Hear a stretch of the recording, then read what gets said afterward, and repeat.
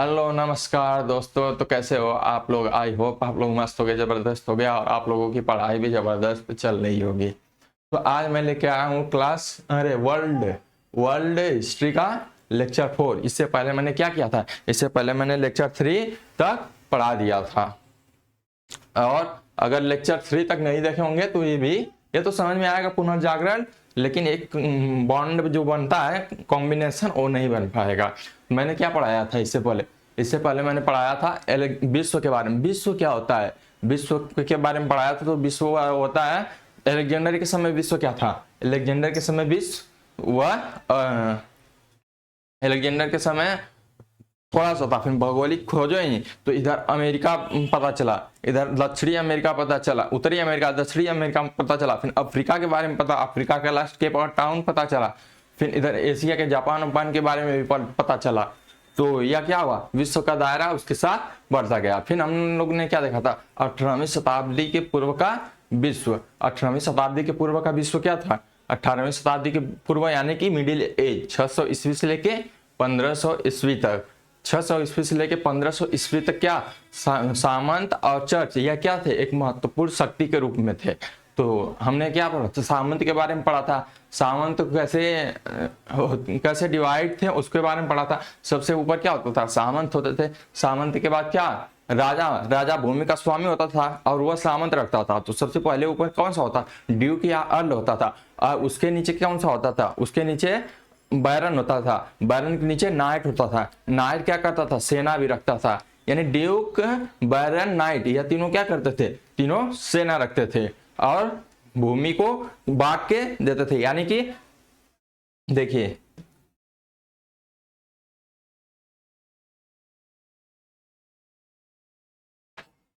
क्या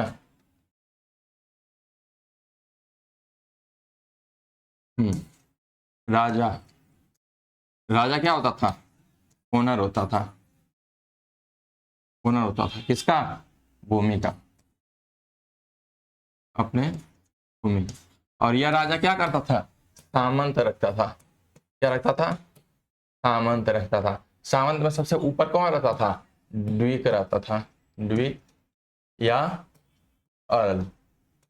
अर्ल इसको क्या करता था? राजा राजा इसको मान लीजिए इतना भूमि दे दिया। ये भूमि कहा कि आप इस पर खेती करिए, कुछ भी करिए और उसके करके जितना लाभ हो रहा है और सेवाएं हैं जो मुझे प्रदान कीजिए। तो अर्ल के नीचे कौन होता? अधीनस्थ कौन होता था? अर्ल के अधीनस्थ होता था बैरन। बैरन कौन होता था? बैरन। यानी बैरन को यह भूमि क्या करता था? यह डिवाइड कर करके दे देता था। कई पार्ट में डिवाइड करता था। एक पार्ट दे देता था किसको? बैरन को। मान लीजिए बैरन को यह पार्ट मिला। अब बैरन क्या करता था? बैरन इसको किसको दे देता था? इसके अधीनस्थ कौन रहता था? नाइट। नाइट नाइट नाइट के पास क्या थी? सेना थी। सेना तो इन दोनों के पास भी थी, लेकिन नाइट का मुख्य कार्य क्या होता था? सेना रखना होता था। अब नाइट को दिया तो क्या किया? बैरन भी इस भूमि को डिवाइड करके एक पार्ट क्या किया? नाइट को दे दिया। अब नाइट के बाद कौन आ गया? नाइट के बाद आया कृषक।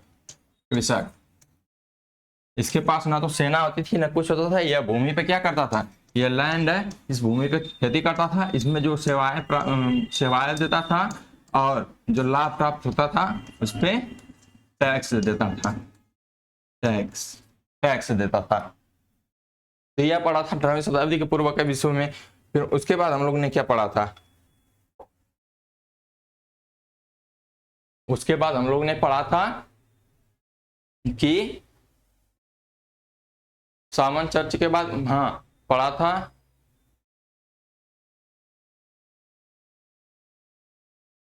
हाँ देखिए,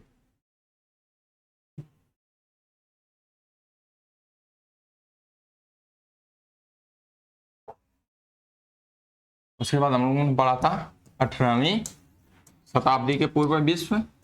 18वीं शताब्दी के पूर्व का विश्व।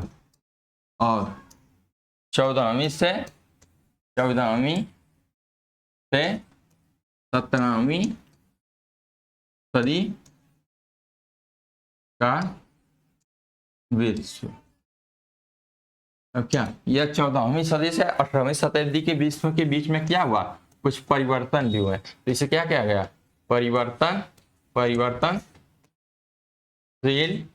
परिवर्तनशील समय। तो यह परिवर्तनशील समय भी पड़ा था, कैसे कस्बों का निर्माण हो रहा है, कैसे ग्रामीण कस्बों के निर्माण में जा रहा है, कस्बों से कैसे शहर बन रहा है, इन सब के बारे में क्या किया था, हमने पढ़ा था। पढ़ा था। अब चलिए आज का सेशन स्टार्ट करते हैं। ये तो रिवीजन हो गया, अब आज का सेशन स्टार्ट करते हैं। कहाँ से, देखिए आज का सेशन हम लोग का क्या है, आज का सेशन है पुनर्जागरण।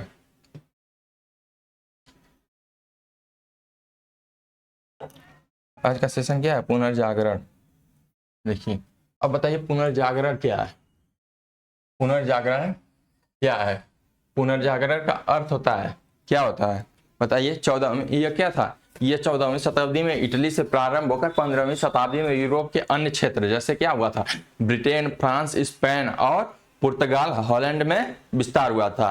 और इसका विस्तार हुआ तो क्या प्राचीन काल में क्या था, प्राचीन काल में प्राचीन साहित्य और ग्रीस व प्राचीन साहित्य ग्रीस व रोमन साम्राज्य के बारे में जानने के लिए आंदोलन की क्या हुई, शुरुआत हो गई, जो जल्द ही क्या कला साहित्य और संस्कृति, विज्ञान, क्या तकनीक व क्षेत्र में आंदोलन के रूप में क्या हुई, परिवर्तन हो गया। तो देखिए इसकी परिभाषा क्या होती है, मतलब क्या कह रहा है, पुनर्जागरण का अर्थ है पुनर्जन्म या नवजागरण। या पुनर्जागरण का मतलब है, मतलब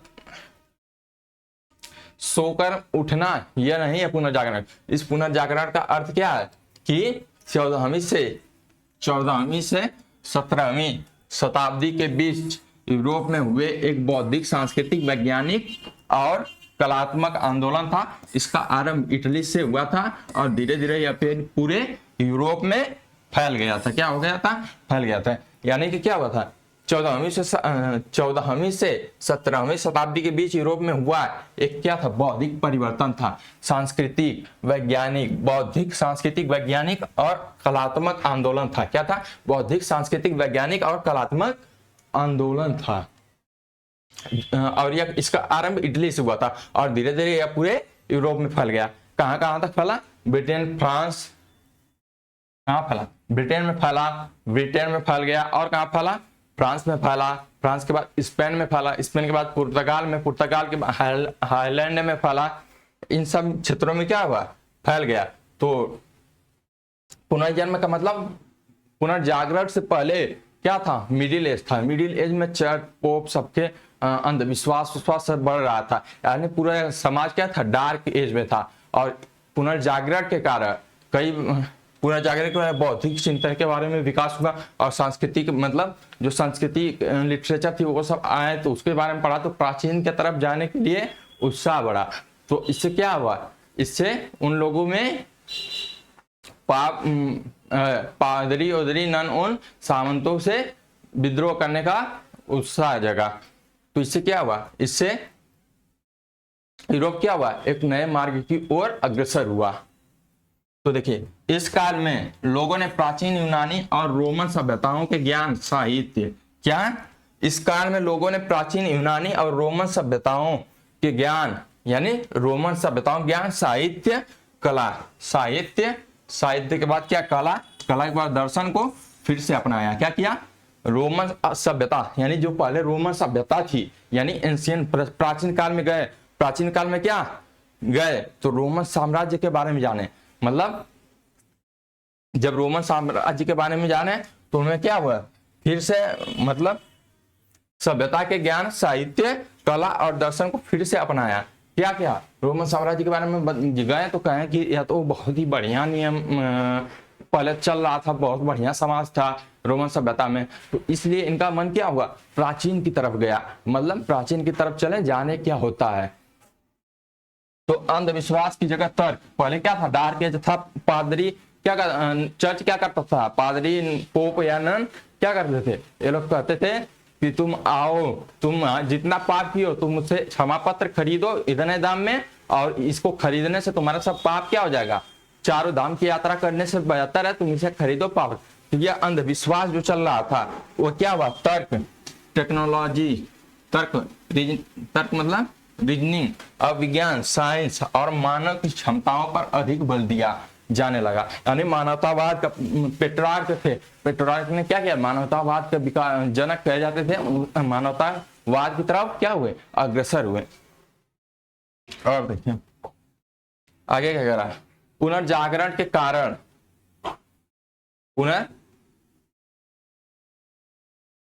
क्या है, पुनर्जागरण के प्रमुख कारण पहला क्या है, पहला है धर्म युद्ध, क्रूसेड्स 11वीं से 13वीं शताब्दी के बीच ईसाइयों और मुसलमानों के बीच यरूशलेम पर अधिकार को लेकर कई धर्म युद्ध हुए। क्या हुआ, 11वीं से 13वीं शताब्दी के बीच ईसाइयों और मुसलमानों के बीच यरूशलेम पर अधिकार को लेकर क्या हुआ, कई धर्म युद्ध हुए। जैसे क्या, सांस्कृतिक संपर्क, इन युद्धों के दौरान यूरोपीय योद्धा, क्या इन योद्धाओं के दौरान यूरोपीय योद्धा और व्यापारी पूर्वी सभ्यता यानी अरब और बेजंटीन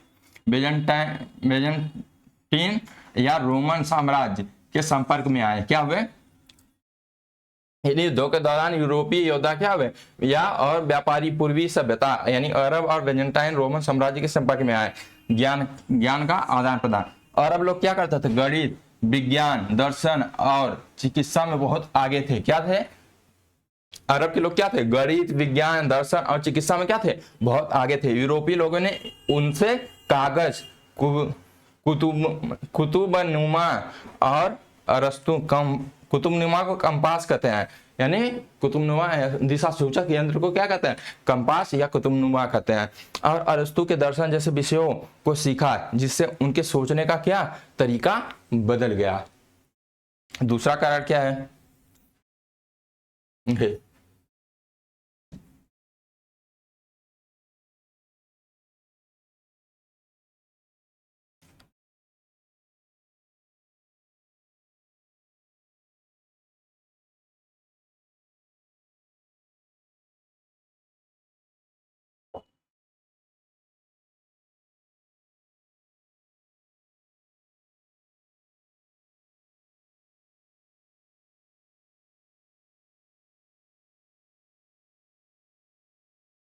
देखिए दूसरा कारण क्या है, दूसरा कारण कुस्तुनतुनिया पर तुर्कों का अधिकार, यानी 1453 ईस्वी में क्या हुआ, कुस्तुनतुनिया पे तुर्कों का अधिकार हो गया।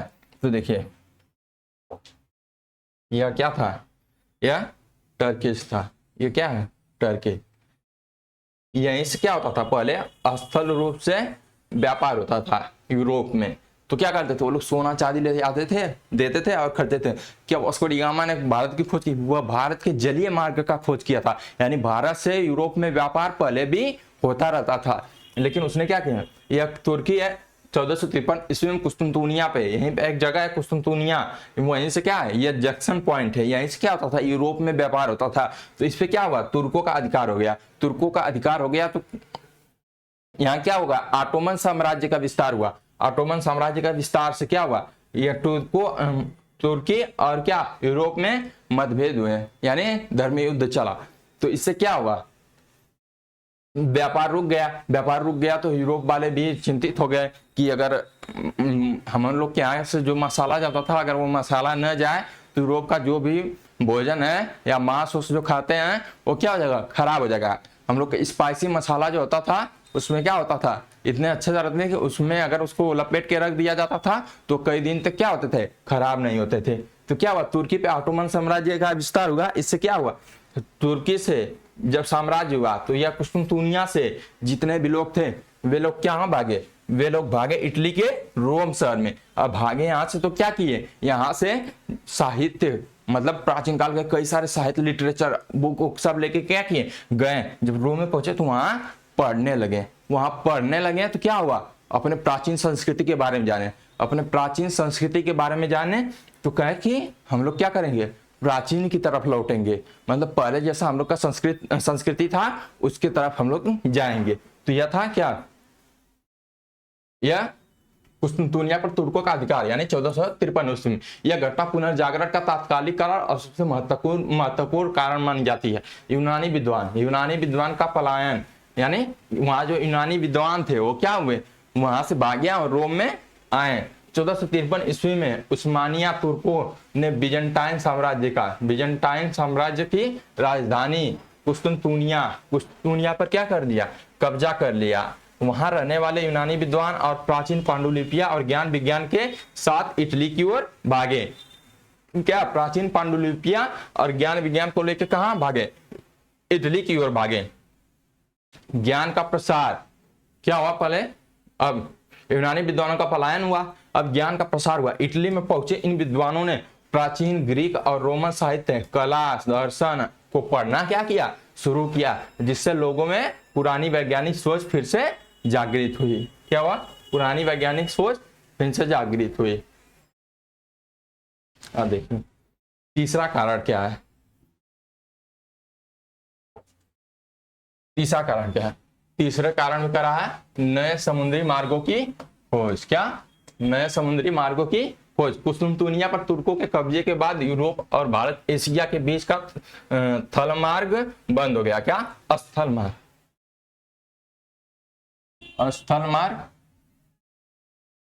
स्थल मार्ग बंद हो गया। क्या हुआ, भौगोलिक खोजें। पुर्तगाल स्पेन के नाविकों ने नए जल मार्गों की खोज शुरू की। पुर्तगाल के वास्को डी गामा कहाँ गए थे, पुर्तगाल के वास्को डी गामा ने स्थलीय जलीय मार्ग की खोज की, तो वह क्या हुए, अफ्रीका का चक्कर लगाते हुए केप ऑफ टाउन से होते हुए क्या हुए, आए भारत।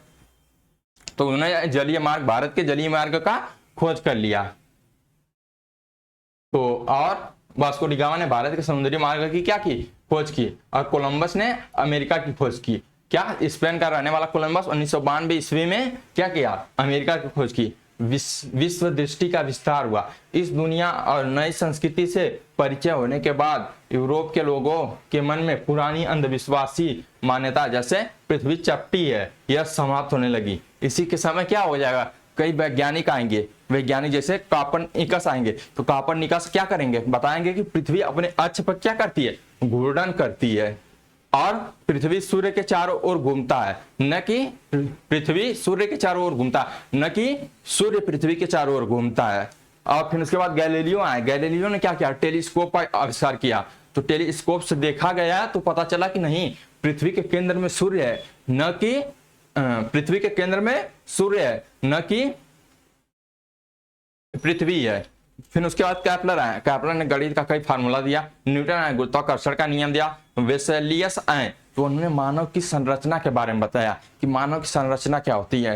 हार्वे आए तो उन्होंने रक्त परिसंचरण का सिद्धांत दिया। क्या, हार्वे ने रक्त परिसंचरण के सिद्धांत का दिया। चौथा कारण क्या है, देखिए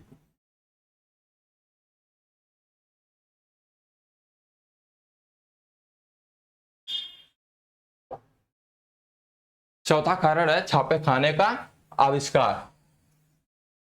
क्या हुआ, छापे खाने का। 1450 ईस्वी के आसपास जर्मनी के जोहानेस गुटेनबर्ग में प्रिंटिंग प्रेस का आविष्कार हुआ। अब प्रिंटिंग प्रेस का आविष्कार जब हुआ तो पहले क्या होता था, पात्र लिपियों पे लिखा जाता था लिटरेचर, वह ज्यादा समय तक नहीं चलता था, खराब हो जाता था। और अब प्रिंटिंग प्रेस का निर्माण होने के बाद क्या हुआ, प्रिंटिंग प्रेस के निर्माण होने के बाद जो लिटरेचर है वह कई लैंग्वेज में छपने लगी। जब यह प्रिंटिंग प्रेस आ गया तो पेज पे क्या हुआ, कई लिटरेचर छपने लगे, कई लैंग्वेज, लोकल लैंग्वेज में। मतलब जो रोम लैंग्वेज था, रोम लैंग्वेज क्या, जैसा इंडिया का क्या था, वैदिक काल में क्या था, संस्कृत था। तो संस्कृत तो सबको आती नहीं है, उसी तरह यूरोप का क्या था, रोम लैंग्वेज था। रोम लैंग्वेज था तो उसको जर्मनी लैंग्वेज, फ्रेंच लैंग्वेज, सब लोकल लैंग्वेज में क्या किया गया, लिखा गया। लिखने के बाद प्रिंटिंग प्रेस से क्या किया गया, छपाई की गई, जिससे कोई आम लोग भी पढ़ सके। आम लोगों ने पढ़ा तो उनके मन में प्राचीन की तरफ विश्वास जगा कि पहले हम लोग का प्राचीन कितना अच्छा था, अभी हम लोग किसमें है, डार्क एज में है। किसमें है, डार्क एज में है। तो क्या हुआ, सस्ती और सुलभ पुस्तकें, जैसे पहले पुस्तकों के हाथ से लिखी जाती थी, पहले पुस्तकें क्या की जाती थी, हाथ से लिखी जाती थी, जो बहुत महंगी और कम संख्या में होती थी। क्या, महंगी भी होती थी, कम संख्या होती थी। छापे खाने के आने से पुस्तकों की संख्या में क्या, संख्या में और सस्ती छपने लगी। विचारों की क्रांति, बाइबल और अन्य साहित्यिक रचनाएं स्थानीय भाषाओं जैसे इतालवी, अंग्रेजी, फ्रेंच में छपने लगी। किसमें? इटालवी अंग्रेजी फ्रेंच में छपने लगी। इससे आम जनता तक ज्ञान पहुंचा और उनमें तार्किक सोच का विकास हुआ। अगला कारण क्या है? व्यापार का विकास और समृद्ध नगरों का उदय। क्या हुआ? पांचवा कारण क्या है? पांचवा कारण व्यापार का विकास और समृद्ध नगरों का उदय। मध्यकाल के अंत तक क्या? मध्यकाल के अंत तक यूरोप में अंतरराष्ट्रीय व्यापार तेजी से बढ़ा। क्या हुआ? अंतरराष्ट्रीय व्यापार जो था वो क्या हुआ? तेजी से बढ़ा। इटली का महत्व, इटली भूमध्य सागर के केंद्र में स्थित था। क्या था? भूमध्य सागर के केंद्र में इटली था। देखिए यह इटली कहाँ था? देखिए यह इटली है, यह क्या है?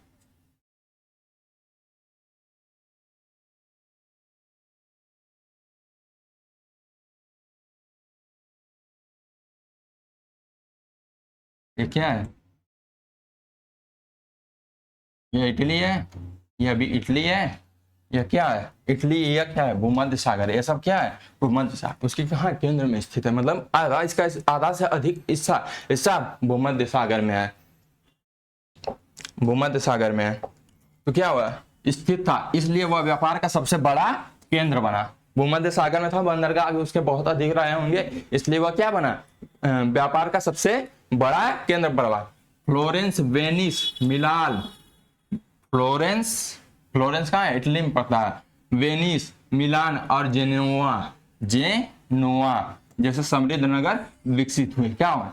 जैसे समृद्ध संरक्षकों का सहयोग, जैसे व्यापार से बने नए धनी वर्ग, जैसे फ्लोरेंस का मेडिसी परिवार और व्यापारियों के विद्वानों कलाकारों जैसे लियोनार्डो दा विंची, इन्होंने मोनालिसा एंड द लास्ट सफर की पेंटिंग बनाई थी। माइकल एंजेलो और दार्शनिक को वित्तीय सहायता और संरक्षण दिया गया। छठवां कारण क्या? मानवतावाद। इस समय क्या हुआ? मानवतावाद का विकास बहुत अधिक हुआ। जैसे मानवतावाद, लोग क्या किए? मानव के बारे में जानने के लिए, मानव की बौद्धिक संरचना सब जानने के लिए क्या किए? उत्सुक हुए। तो मानवतावाद का जनक किसे कहा जाता है? पेट्रार्क।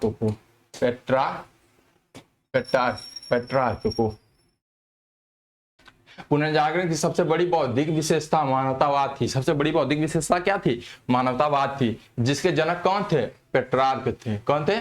पेट्रार्क थे, माने जाते थे। मानव जीवन का महत्व क्या था? मध्यकाल में चर्च यह सिखाता था कि यह जीवन केवल दुखों का घर है। क्या सिखाता था?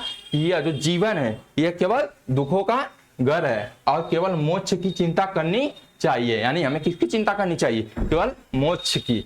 ये लोक पर ध्यान। मानवतावादियों ने कहा कि मध्यकाल में चर्च यह सिखाता था कि यह जीवन केवल दुखों का घर है और केवल मोक्ष की चिंता करनी चाहिए। किसकी?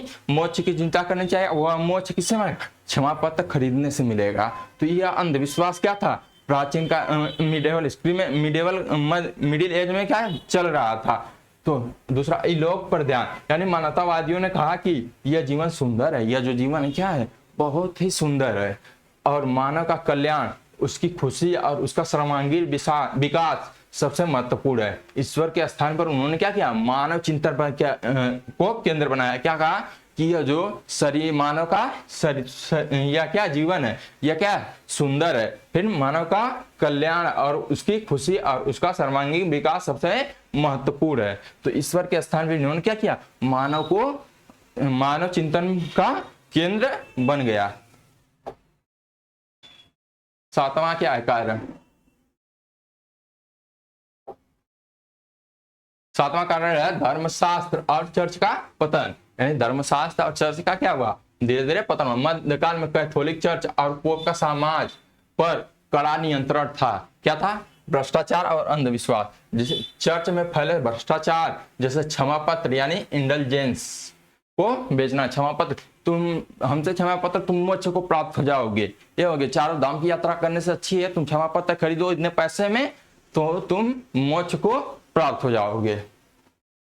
और पादरियों के अनैतिक आचरण से लोगों का विश्वास क्या हुआ, उठने लगा। क्या हुआ, लोगों का विश्वास उठने लगा। वैज्ञानिक दृष्टिकोण से जब वैज्ञानिकों और विचारकों ने चर्च के झूठे दावों को चुनौती दी तो धर्म का भय कम हुआ और लोग स्वतंत्र रूप से सोचने लगे। देखिए कुछ वैज्ञानिक हैं, वैज्ञानिक क्रांति। क्या हुआ, वैज्ञानिक क्रांति हुआ। क्या हुआ, वैज्ञानिक क्रांति।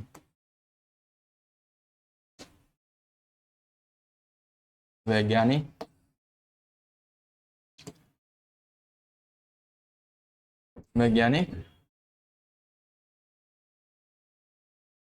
क्रांति हुई। पहला कौन था, निकोलस कोपरनिकस, यानी 1473 से 1543 तक इनका जीवन काल था। योगदान क्या था, पोलैंड के महान खगोल शास्त्री थे। यह क्या थे, पोलैंड के बहुत ही महान खगोल शास्त्री थे। इन्होंने सूर्य केंद्रित सिद्धांत दिया, मतलब हेलियोसेंटर थ्योरी दिया। पहले क्या था, पृथ्वी केंद्र में और सभी ग्रह सूर्य तारे क्या कर रहे हैं, चक्कर लगा रहे हैं पृथ्वी का, लेकिन उसको तोड़ा और कहा कि सूर्य केंद्रीय सिद्धांत दिया। बताया कि सूर्य सौर मंडल का केंद्र है और पृथ्वी सहित सभी ग्रह उसकी क्या करते हैं, परिक्रमा करते हैं। इससे पहले लोग पृथ्वी को ब्रह्मांड का केंद्र मानते थे। क्या कहते थे कि पृथ्वी पूरे ब्रह्मांड का क्या है, सेंटर है, यानी केंद्र है। इसका महत्व क्या हुआ, ये तो हुआ इसका महत्व, आधुनिक खगोल विज्ञान की नींव रखी गई, यानी आधुनिक खगोल विज्ञान की तरफ क्या हुआ, आकर्षण बढ़ा और उससे लोग अन्य अन्य खोजें करने लगे। वैज्ञानिक सोच को नई दिशा मिली, यानी वैज्ञानिकों को सोचने के लिए एक नया दिशा मिली। यानी इस समय समाज क्या था, किसी भी काम को करने के लिए तर्क पे आधारित था, यानी तर्क करने पे आधारित था। पहले उस पर विचार विमर्श कर लेता था, साइंटिफिकली रूप से प्रूव कर लेता था, तब उस पर विश्वास करता था। अब अंधविश्वास से क्या हो रहे थे, दूर हो रहे थे। वैज्ञानिक सोचों में नई दिशा मिली।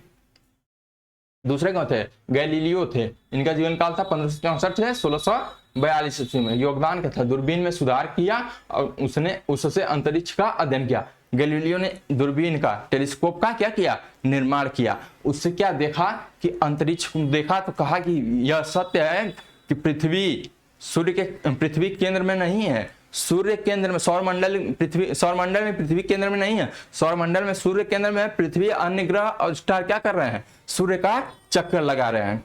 तो इससे क्या, चंद्रमा की सतह पर पर्वत और गड्ढे देखे। इन्होंने देखा कि चंद्रमा की सतह पे क्या थे, पर्वत और गड्ढे थे। जुपिटर के चार बड़े उपग्रहों की खोज की। जुपिटर के जो 4 बड़े उपग्रह थे, जुपिटर था, सैटर्न था, फिर उसका यूरेनस, नेपच्यून था। सूर्य पर धब्बों का अध्ययन किया, जिसे धब्बों का मतलब क्या है, सौर कलंक कहते हैं, सन स्पॉट। क्या था, सन स्पॉट था, सन स्पॉट। कोपरनिकस के सूर्य केंद्रीय सिद्धांत का समर्थन किया। कोपरनिकस ने जो कहा था कि पृथ्वी सौर मंडल के केंद्र में है, उस पृथ्वी सौर मंडल में सूर्य केंद्र में है और पृथ्वी सब उसके चक्कर लगाते हैं, तो उसका सिद्धांत का समर्थन किया। इसका महत्व क्या है, इन्हें आधुनिक प्रायोगिक विज्ञान का जनक कहा गया। अवलोकन और प्रयोग को वैज्ञानिक पद्धति का आधार बनाया गया। अब आए जॉन्स केपलर ने क्या कहा, ग्रहों की गति के 3 नियम दिए, यानी बताया कि ग्रह की गति के क्या है, 3 नियम है। बताया कि ग्रह सूर्य के चारों ओर दीर्घवृत्ताकार कक्षा में घूमते हैं। क्या करते हैं बताया कि ग्रह सूर्य के चारों ओर दीर्घवृत्ताकार कक्षा में घूमते हैं। ग्रहों की गति का गणितीय आधार प्रस्तुत किया। महत्व क्या था, आधुनिक खगोल विज्ञान और भौतिक के विकास में महत्वपूर्ण योगदान। अब आए एड्रिस वेसेलियस। इन्होंने क्या किया, मानव शरीर रचना का वैज्ञानिक अध्ययन किया। क्या किया, मानव का शरीर रचना का वैज्ञानिक अध्ययन किया। शव का विच्छेदन करके शरीर का सही संरचनात्मक वर्णन किया, यानी जो शव होते थे उसको चीर फाड़ कर देखे कि मानव के शरीर में कौन कौन सी संरचनाएं होती हैं, कहाँ क्या होता है, क्या नहीं होता, कहाँ दिल होता है, कहाँ किडनी होती है, कहाँ लीवर होता है, ये सब क्या किया, अध्ययन किया। शरीर रचना विज्ञान का प्रसिद्ध पुस्तक डे ह्यूमनी कॉर्पोरियस फैब्रिका लिखी। इसका महत्व क्या हुआ, आधुनिक शरीर रचना विज्ञान के जनक माने जाते हैं। पाचन, विलियम हार्वे, विलियम हार्वे ने यह सिद्ध किया कि हृदय रक्त को पूरे शरीर में क्या करती है, पंप करता है। क्या करता है, हृदय जो है रक्त को क्या करती है, पूरे शरीर में पंप करती है। इन्होंने क्या किया, इन्होंने रक्त परिसंचरण का सिद्धांत दिया। क्या किया, रक्त परिसंचरण की सही व्याख्या की। महत्व क्या, आधुनिक चिकित्सा विज्ञान में क्रांतिकारी योगदान हुआ, यानी चिकित्सा विज्ञान की तरफ भी लोग क्या हुए, बढ़ने लगे। लियोनार्डो द विंची, इनका यो क्या, यह महान चित्रकार होने के साथ साथ वैज्ञानिक, अभियंता और आविष्कारक भी थे। मानव शरीर, उड़ने वाली मशीनों, पुलों और विभिन्न यांत्रिक उपकरणों की डिजाइन बनाई। प्रकृति का सूक्ष्म अवलोकन कर वैज्ञानिकों चित्र तैयार किया। लियोनार्डो द विंची थे जिन्होंने मोनालिसा और द लास्ट सफर की पेंटिंग बनाई थी। इसका महत्व क्या, कला और विज्ञान के अद्भुत समन्वय का उदाहरण। अब टाइचो ब्राहे कौन थे, इनका क्या योगदान था, अत्यंत सटीक खगोलीय प्रेक्षण किए थे। इन्होंने क्या किया था, अत्यंत सटीक खगोलीय प्रेक्षण किया था। ग्रहों की स्थिति का विस्तृत रिकॉर्ड तैयार किया था। महत्व क्या था, उनके आंकड़ों के आधार पर केपलर ने ग्रहों की गति के नियम बनाए। अब यह क्या है, यह परिणाम है। क्या है, परिणाम, पुनर्जागरण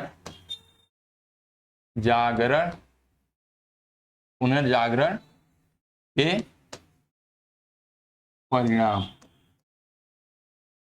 पुनर्जागरण के परिणाम। क्या है, पुनर्जागरण पर मानवतावाद का विकास। पहला परिणाम क्या निकला, मानवतावाद का विकास। मानव को जीवन का केंद्र माना गया, यानी मानव ही तर्क, विवेक और अनुभव को महत्व दिया गया। यानी तर्क मतलब रीजनिंग, विवेक और अनुभव, एक्सपीरियंस को क्या किया गया, महत्व दिया गया। लोगों में स्वतंत्र सोच विकसित हुई। क्या हुआ, लोगों में स्वतंत्र सोच विकसित हुई। लोग सोचने लगे कि यह कैसे हुआ, यह कैसे हुआ। तर्क के आधार पर सब कुछ होने लगा। शिक्षा और व्यक्तित्व विकास पर बल दिया गया। शिक्षा और व्यक्तित्व के विकास पर क्या किया गया, बल दिया गया। परीक्षा बिंदु, पुनर्जागरण का सबसे महत्वपूर्ण परिणाम मानवतावाद का विकास माना जाता है। सबसे महत्वपूर्ण परिणाम क्या माना जाता है, पुनर्जागरण का, वह माना जाता है मानवतावाद का विकास। दूसरा क्या था, शिक्षा का विकास हुआ। क्या हुआ, शिक्षा का विकास हुआ। शिक्षा धार्मिक विषयों तक सीमित नहीं रही। इतिहास, साहित्य, गणित, विज्ञान और दर्शन का अध्ययन बढ़ा। लोग क्या करें, इतिहास का, साहित्य का, गणित का, विज्ञान का और दर्शन का अध्ययन करने लगे। विश्वविद्यालयों की संख्या में वृद्धि हुई। उसी समय विश्वविद्यालय भी खोले गए। स्थानीय भाषाओं में शिक्षा का प्रसार हुआ, यानी लोकल लैंग्वेज में क्या हुआ, लोकल लैंग्वेज में भाषाओं में, लोकल लैंग्वेज में शिक्षा का क्या हुआ, एजुकेशन का क्या हुआ, प्रसार हुआ। विज्ञान और तकनीक का विकास, वैज्ञानिक सोच को प्रोत्साहन मिला। अंधविश्वासों में कमी आए। खगोल शास्त्र, भौतिकी, चिकित्सा और गणित ने नई खोजे हुई। वैज्ञानिक यानी खगोल, भौतिक विज्ञान, चिकित्सा और गणित में नई खोज हुई। जैसे कॉपरनिकस ने सूर्य केंद्रित सिद्धांत दिया था, गैलीलियो ने दूरबीन के द्वारा खोजे गए। केपलर द्वारा ग्रहों की गति के नियम दिए गए, 3 नियम दिए गए। न्यूटन, इन्होंने ही बताया था, केपलर ने ही, कि जो पृथ्वी है वह एक अंडाकार पथ पर घूर्णन परिक्रमा कर रही है। न्यूटन ने गुरुत्वाकर्षण का सिद्धांत दिया था। चौथा कारण क्या था, कला और वास्तुकला का विकास। किसका, कला और वास्तुकला का विकास हुआ। क्या था, चिकित्सा, चित्रकला, मूर्तिकला, वास्तुकला में नई शैली विकसित हुई। क्या हुआ, चित्रकला, मूर्तिकला, वास्तुकला में क्या हुई, नई शैली विकसित हुई। वास्तविकता और प्राकृतिक सौंदर्य को महत्व मिला। उसमें प्राकृतिक जो समाज में चल रहा, जैसी प्रकृति थी उसके सौंदर्य में क्या हुआ, महत्व मिला। प्रमुख कलाकार कौन थे, लियोनार्डो दा विंची। दूसरे कौन थे, माइकल एंजेलो। तीसरे राफेल थे। इनकी 2 पेंटिंग थी।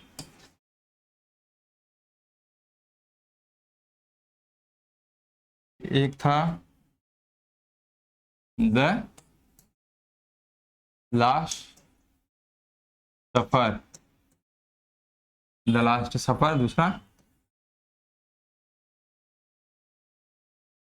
दूसरा याद दूसरा आप लोग बता दीजिए, याद नहीं आ रहा है, ब्रेन में है लेकिन समझ में नहीं आ रहा। तो यह क्या थे, लियोनार्डो विंची, माइकल एंजेलो और राफेल थे। पांचवा, साहित्य का विकास क्या हुआ, इसके पुनर्जागरण के बाद क्या परिणाम निकला, साहित्य का विकास बहुत तेजी से हुआ, स्थानीय भाषाओं में साहित्य लिखा जाने लगा, धार्मिक विषयों के साथ सामाजिक और मानवीय विषयों पर भी लेखन हुआ। प्रमुख साहित्यकार कौन थे, प्रमुख साहित्यकार दांते थे, पेट्रार्क को मानववाद का जनक कहा जाता है, बोकाचियो थे, विलियम शेक्सपियर थे, विलियम शेक्सपियर ने भी जैसे जूलियट लिखा था, ये सब क्या थे, साहित्य लिखे थे। अब धर्म सुधार आंदोलन की पृष्ठभूमि तैयार हुई। इसी के साथ धर्म सुधार आंदोलन, अगला चैप्टर हम लोग का क्या है, धर्म सुधार आंदोलन, तो उसके बारे में भी पढ़ेंगे, लेकिन इसकी पृष्ठभूमि कहां से तैयार हुई, पुनर्जागरण से इसकी पृष्ठभूमि तैयार हुई। चर्च की गलत नीतियों की आलोचना होने लगी, चर्च की गलत क्या हुआ, चर्च की गलत नीतियों की क्या होने लगी, आलोचना होने लगी। लोगों ने धार्मिक स्वतंत्रता की क्या की, मांग की। आगे चलकर मार्टिन लूथर ने नेतृत्व में धर्म सुधार आंदोलन शुरू हुआ। क्या आगे चलकर मार्टिन लूथर के नेतृत्व में, मार्टिन लूथर का देखें, मार्टिन लूथर को देखेंगे, धर्म सुधार आंदोलन किसका में सबसे महत्वपूर्ण योगदान किसका था, मार्टिन लूथर का था, कि नेतृत्व में धर्म सुधार आंदोलन शुरू हुआ। सातवां कारण क्या था, राजनीतिक परिवर्तन, सामंतवाद क्या हुआ, कमजोर हुआ, शक्तिशाली राष्ट्रीय राज्यों का क्या हुआ, विकास हुआ, राजाओं की शक्ति बढ़ी और आधुनिक राष्ट्र राज्य का अवधारणा विकसित हुई। आठवां कारण क्या था, आर्थिक विकास, व्यापार और उद्योग का क्या हुआ, विस्तार हुआ, बैंकिंग प्रणाली का विकास हुआ, पूंजीवाद का उदय हुआ, एक नए व्यापारिक मार्गों की क्या हुई, खोज को बढ़ावा मिला। नौवां क्या था, भौगोलिक खोजों को प्रोत्साहन मिला, यानी कि कई भौगोलिक खोज राजा क्या करते थे, अपने व्यापारियों को करते थे, आप लोग जाइए जलीय, मतलब उस समय जहाज की भी आविष्कार हो गया था, शिप जिसे कहते हैं, उससे नावों का आविष्कार हो गया था बहुत जल्दी। तो उन्होंने क्या कहा, उन्होंने कहा कि आप लोग जाइए विश्व में अन्य जगहों की खोज करिए और वहां से मतलब अन्य जगहों की खोज करिए।